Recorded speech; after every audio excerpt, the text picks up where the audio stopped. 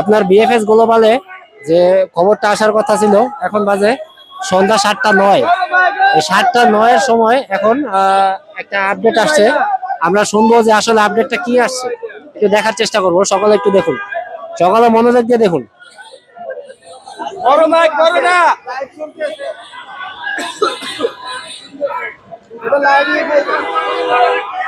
ভাই দয়া করে কেউ কথা বলবেন না, এই মুহূর্তে কেউ কোনো কথা বলবেন না ভাই। বড় ভাই কথা বলুন,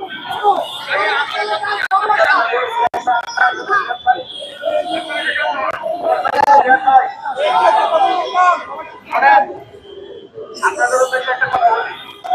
কথোপকথনটা হচ্ছে আপনাদেরকে অসংখ্য ধন্যবাদ। এখন পর্যন্ত এখানে অবস্থান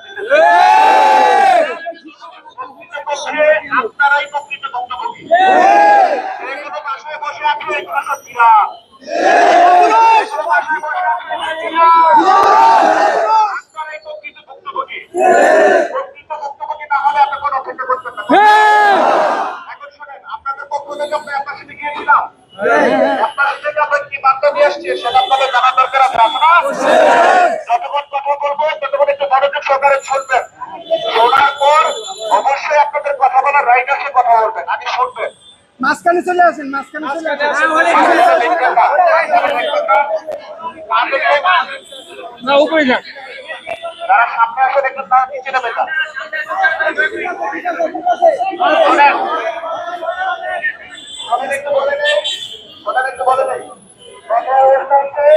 আমি খুবই অসুস্থ হয়ে গেছি, সারাদিন তাকিয়ে আছি, ঠিক আছে? হয়তো বা বেশি জোরে বলতে পারবো না, তারপরে বলার চেষ্টা করবো।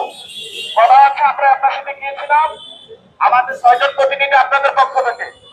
আমরা যাওয়ার আগে অবশ্যই আপনাদের সাথে কথা বলে গিয়েছিলাম, আপনাদের মনের দুঃখ কষ্টগুলো জেনে গিয়েছিলাম।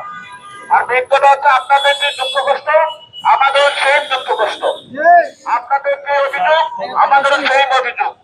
আমরা দীর্ঘ 3 ঘন্টা বৈঠক করেছি অ্যাম্বাসেডরের সাথে। একজন অ্যাম্বাসেডর আমাদেরকে 3 ঘন্টা সময় দিয়েছে, এই জন্য আমরা ওনাকে অসংখ্য ধন্যবাদ দিয়েছি, কারণ উনি অনেক বিজি, তারপরে আমাদেরকে 3 ঘন্টা সময় দিয়েছে। আমরা যাওয়ার পরে উনি আমাদেরকে বলেছে যতক্ষণ সময় লাগুক আপনাদের যে অভিযোগ অভিযোগ অনুযোগ আপনাদের যে দাবি সবকিছু আমি শুনবো ইনশাল্লাহ, এবং আমার পক্ষ থেকে আমি ব্যাখ্যা করার চেষ্টা করবো প্রত্যেকটা। আমরা আস্তে আস্তে করে সবগুলো তুলে ধরেছি, অ্যাপয়েন্টমেন্ট সমস্যা থেকে শুরু করে ফ্যামিলি